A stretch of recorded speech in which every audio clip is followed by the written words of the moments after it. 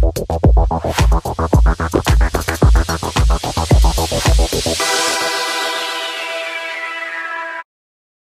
about to get back to Mel Waters, and he had brought up the subject of a sheep, which apparently they were considering lowering 1,500 feet into the hole. Now, we were having fun last week with Mel's hole, talking about it a little bit. We knew he was going to be on.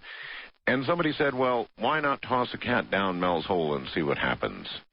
Now, of course, I'm a cat lover, and so this is not cruelty, because nobody is seriously suggesting tossing a cat down Mel's hole, but some very creative person with a sound blaster and some talent and a little manipulation created what it would sound like if a cat were to be tossed into Mel's hole. It's meant, obviously, as pure comedy. This is not actually a cat being tossed into Mel's hole, but here is the way he represented it would sound.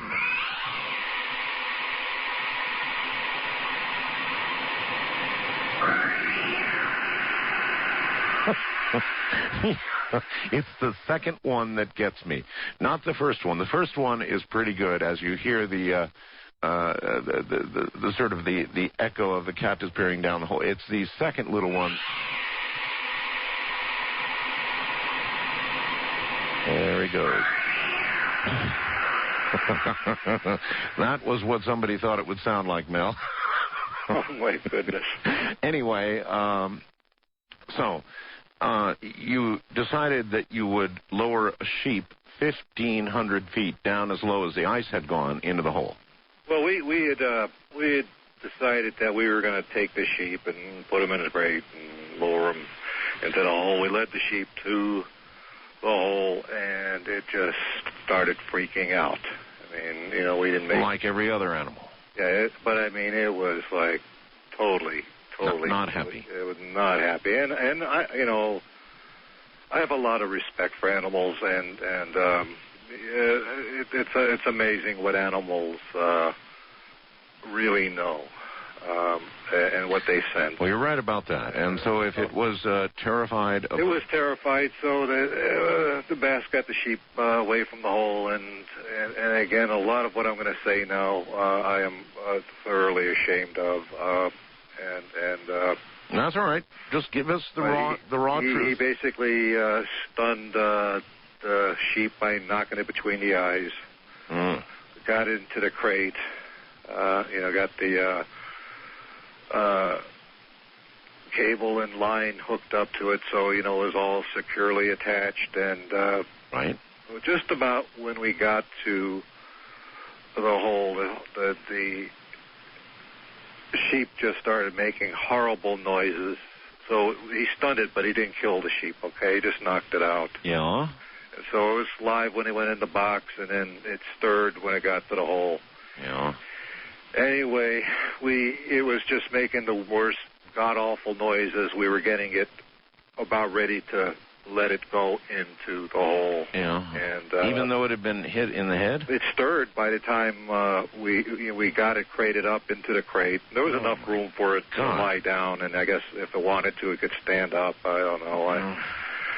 Again, this is not pleasant to talk about, but we take the sheep, and it's screaming, and just the most piercing, horrible, ghastly noises coming out of this crate.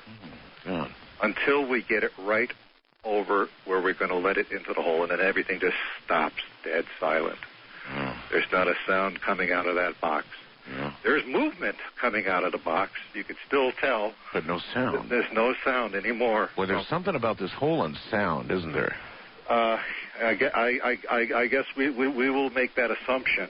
And so we started winching this sheep down into the hole, and you can feel from the line as we're lowering it, the thing is struggling, fighting. I don't know if it's screaming down there, but we're not hearing this thing screaming. And I think we got about halfway down into the hole, and it was about to say 700 feet, and then the any movement that might have been coming from the crate, we couldn't feel it anymore.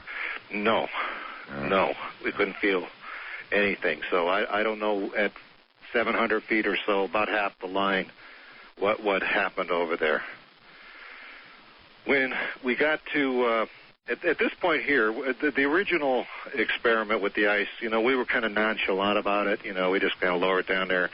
Well, with this one here, we were all gathered around the top of the hole there, looking in, seeing what's going on. Very apprehensive. This is kind of a serious business here. And when we hit the bottom, we felt up there. We felt like a vibration on the collar at a point in time when it was down there, and it's kind of hard to describe. Well, what do you mean when you hit the bottom? When we hit the bottom of the rope, the cable line assembly that we had. You mean when it was all the way played out? Yeah, when we got there, we felt, and it vibrated, or it felt like a vibration, and sort of like a staticky electricity type kind of feeling. Does that make sense? Yes. That we could feel up there. Yeah. And so we got it down to 1,500 feet, and we left it there for about a half an hour. And then we decided to bring it back up. Right, sure. So we're hoisting this thing up here, cranking away, getting this thing up on there, and it's kind of a job. So we finally get up to the surface, and we got the box out of there, and the one thing we notice is there isn't any movement in the box. Okay, no, there's no box. We get the box there, and but the box from the outside looked pretty normal. It didn't look like some weird transformation had occurred or anything. Right. Oh, I wanted to describe to you how we're going to tell you about the ice that came up that didn't melt. Right. What it felt like. You get a lot of electronic equipment, and you get those do not eat packets. Oh, yes. The desiccant. Yes. You ever take the desiccant out of the packet? No, never. Oh. Well, if you take it out there and you feel the desiccant between your fingers, that's kind of what it felt like. That's the best thing I could describe it at. I had that sort of... You try it someday, and all right. you'll... I've always just thrown those away. Oh, well, you don't eat them, obviously. No.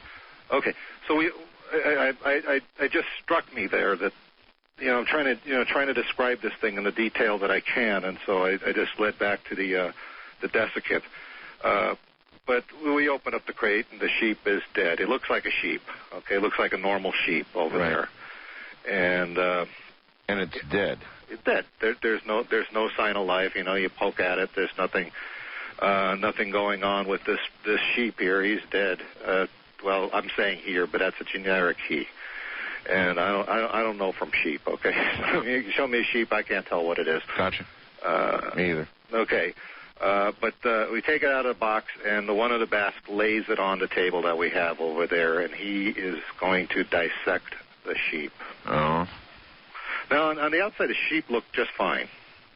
That the hair, that the wool, whatever a sheep has, looks fine. Look like we said that the sheep looked like how he looked when we sent him into the hole. Minus a bump on the head, yeah. Well, yeah. Well, and he stirred from that. But he started cutting into the sheep, and it looked like the sheep had been cooked. It was the flesh was hot underneath. When he started cutting through the sheep here, it looked like the sheep had been cooked. Oh my!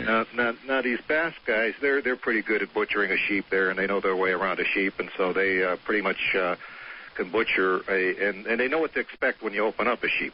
Right. So we got the sheep on this table that we just eat that, and this guy is cutting the sheep open here, and he gets it so he can look inside and see the internal organs like he's going to eviscerate the sheep. Right. Except they're not what we expected. What do you mean? It looks like there was gel in the cavity there, and something that looked like this huge tumor, and almost taking up the entire length of the body cavity. Oh, Mel. I mean, it's pretty hideous. Oh God! I'm getting kind of sick. I get kind of sick thinking about this thing too. But I was getting kind of sick when I was there, so I wasn't as close to all of this as I wanted. Would want to be if I was a scientific observer.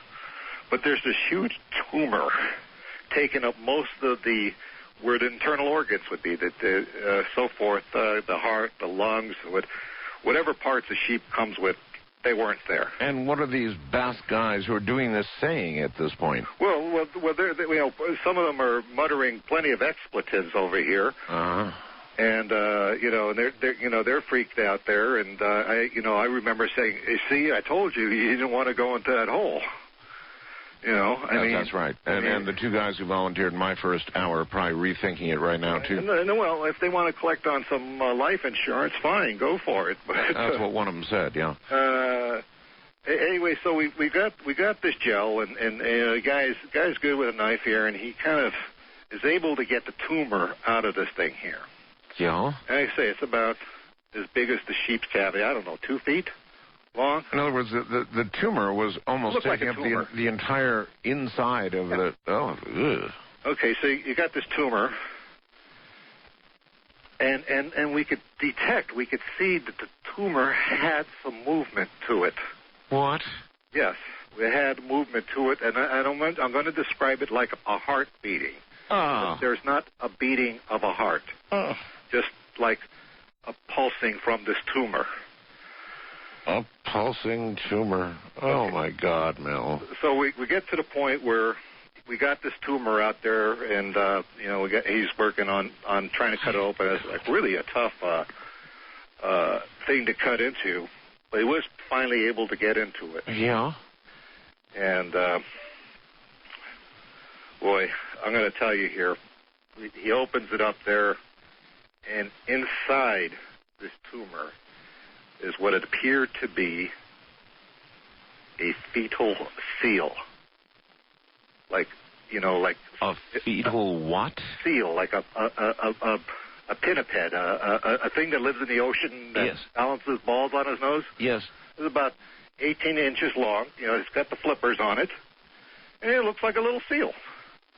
Oh, it looks just like your basically your little seal, except it had what, and I don't know, I don't want people to freak out, but it had what looked to me like human eyes.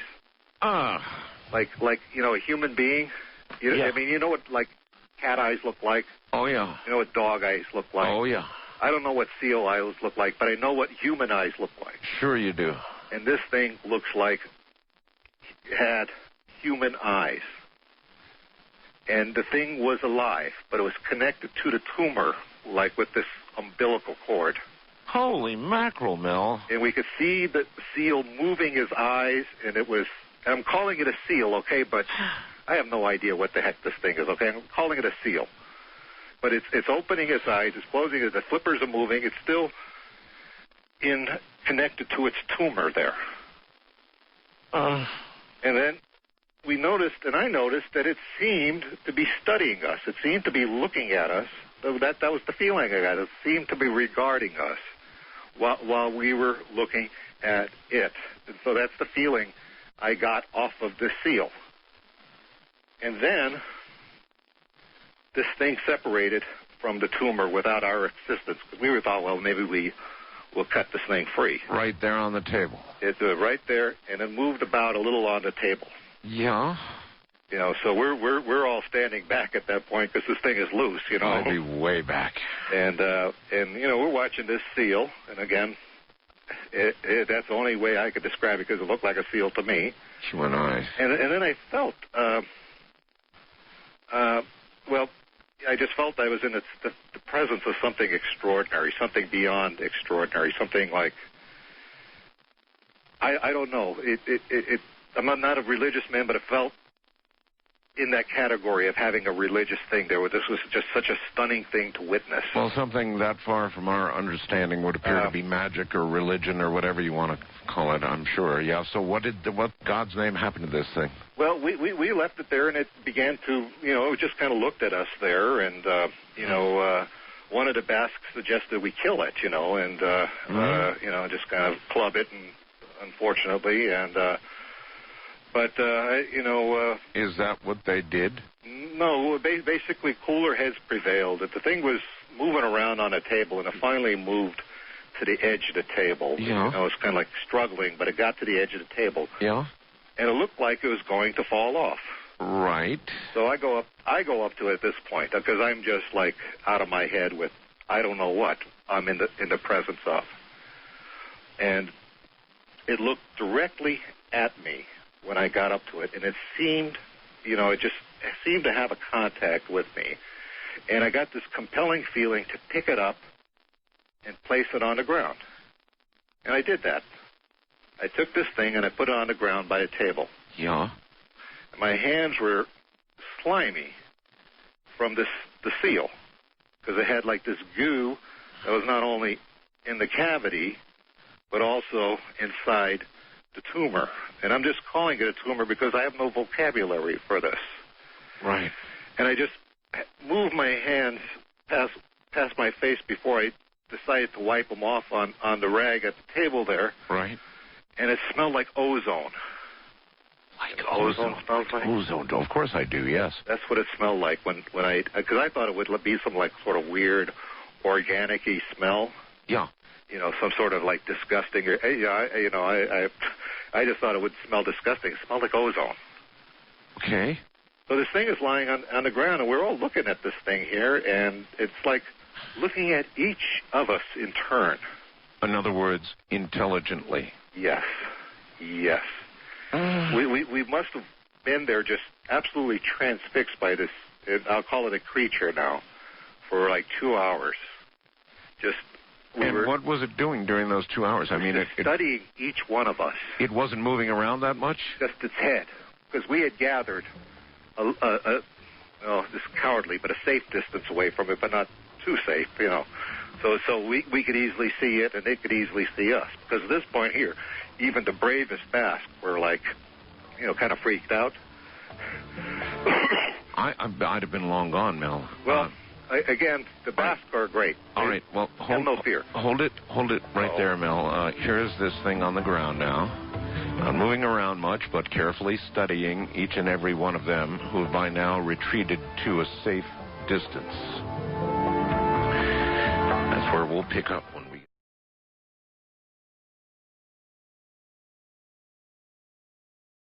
Once again, Mel Waters. So here's this thing staring at each and every one of you, examining you, obviously intelligent in some way, and it looks like a seal, not like a sheep at all. Nothing like a sheep. Yeah, that came out of this godforsaken tumor that was in this thing.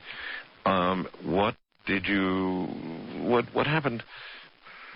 Well, I got this seal, and he's on the ground. He waddles around a little bit in the direction of the hole, and then he just sort of is watching us some more, and we're sort of kind of at a safe distance, but we kind of encroach upon it a little bit there, and I'm telling the Basque, hey, you're the big brave Basque here, don't be afraid of this thing here. I'm just just an ordinary old guy here.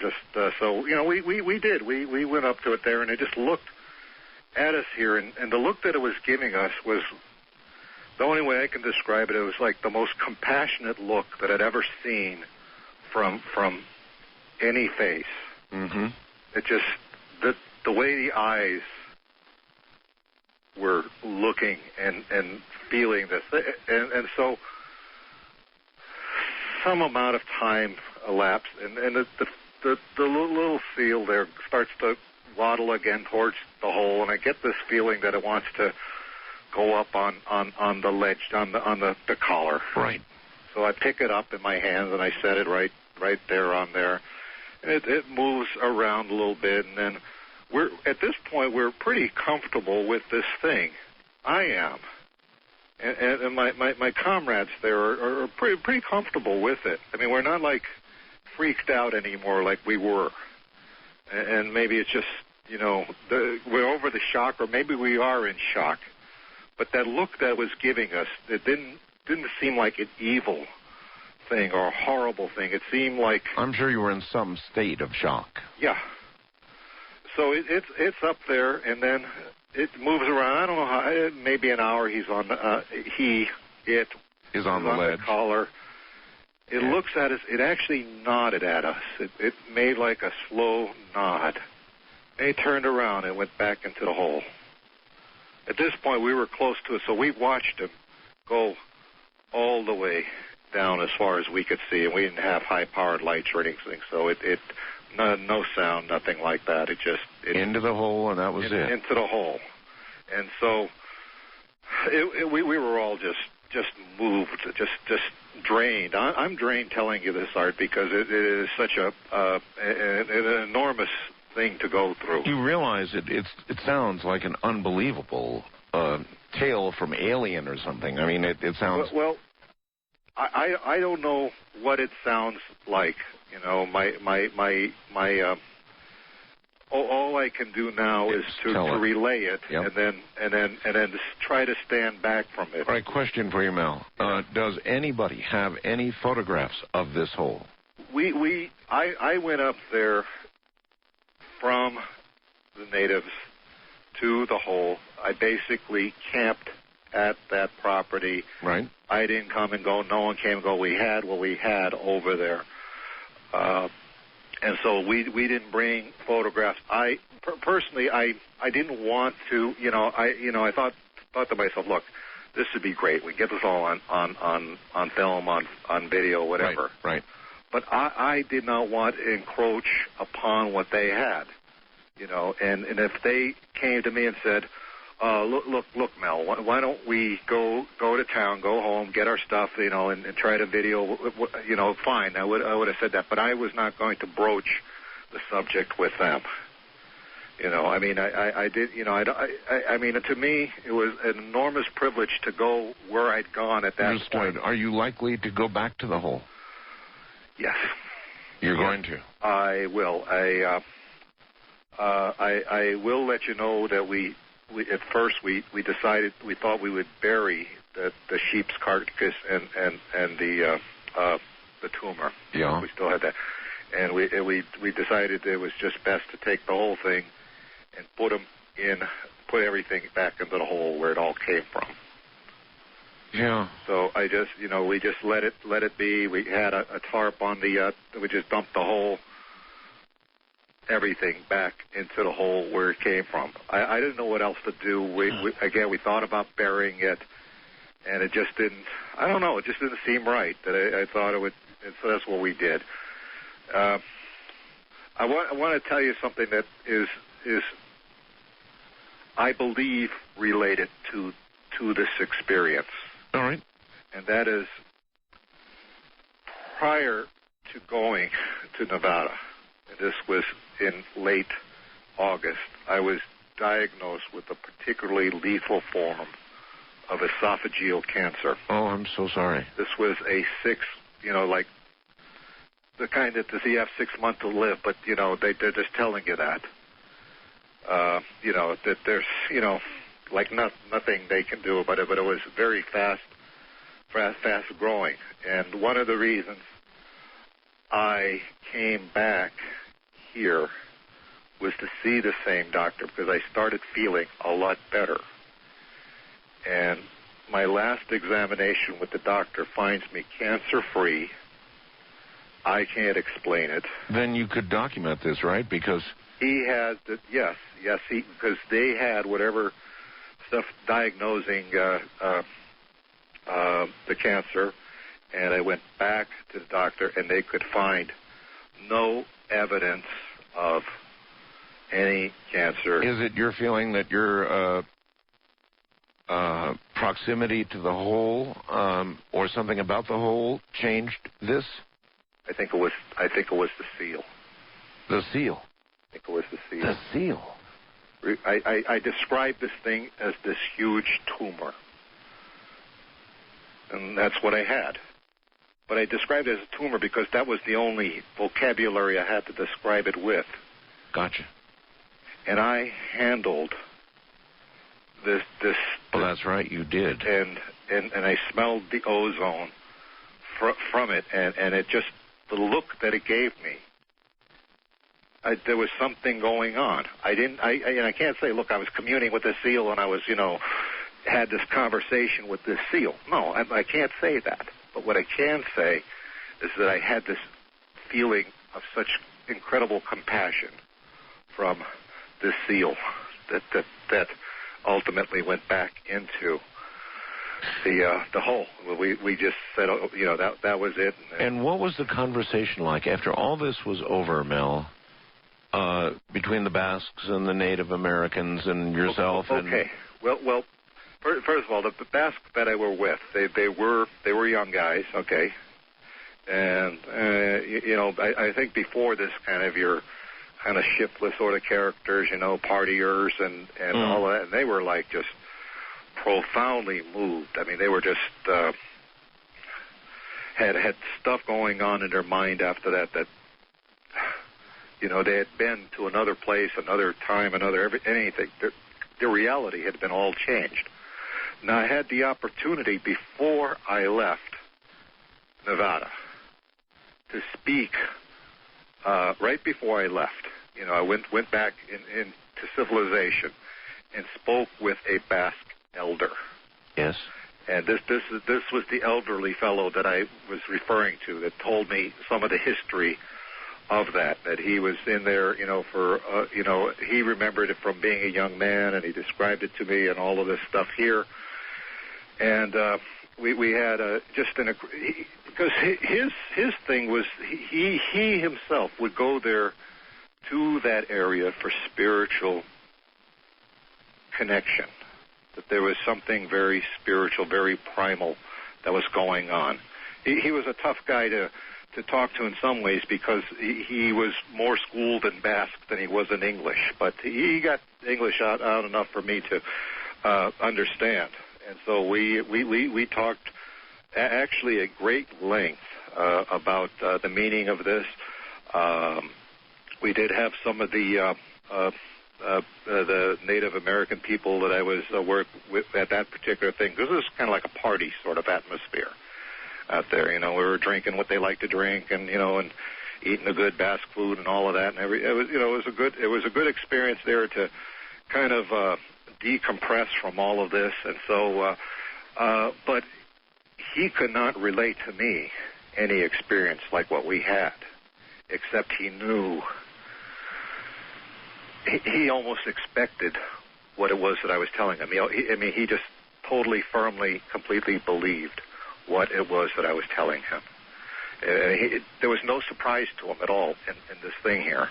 I got this really old Basque guy there, and he's just taking all this in stride and nodding, and Yeah. So he knows there's something enormous of great enormity there, and my goal is to go back. I have agreed to work with the people I was working with the herbs and live amongst them and spend some time with the tribal members and some time with the Basque and spend it. And are you going to do anything else with the hole itself? With the one in Nevada? Yes. Well, I'm at this point. I don't know what we're going to do. I come back. I'm overjoyed that I'm cancer free. I felt so good after that experience that I knew something happened to my body. So I was glad to get back and have it confirmed that the doctor said yes. But I do plan to go back. I do plan to study it. I hope to be a better human being about this and not send innocent animals into it or what have you. That to me, I guess I still can't believe that I allowed that to happen, but I did, and well, I appreciate your telling the story straight out this way. That's the only way to do it. That's the only way to do it, and I got to tell you, I'm not selling a book. Obviously. I don't have a newsletter. Right. There are no Mel's Hole T-shirts, Mel's Hole. Not that you produced anyway. I think. Well, nothing that I have done. There are no Mel's Hole diaper pails or anything like that. I mean, to me, Mel's Hole diaper pail. Who thought that one up? Well, I mean, they will commercialize everything in the world, and I have no part of this. This has been just an extraordinary ride for me. Okay, it's been like nothing I could have ever imagined in anyone's life. To go where I've been, to be where I was, to go up, to go down, to be in the presence of such an amazing thing.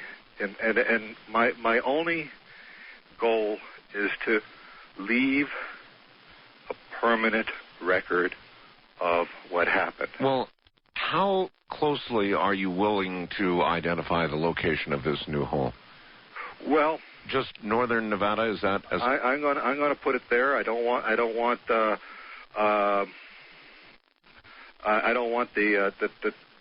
tribal people up there to be overwhelmed by people, rushing out of Reno to get up there and right, which they would, and doing all of that.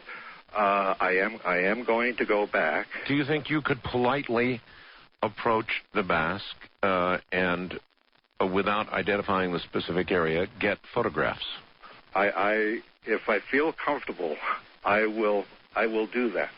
I will also at this point, and I just have a little bit of what I have that happened in my Nevada experience left, but I know we're running out of time, is that anyone that can help me understand some of these things, if they can send an email to me, I'd appreciate it. All right. You have an email address, right? Yeah.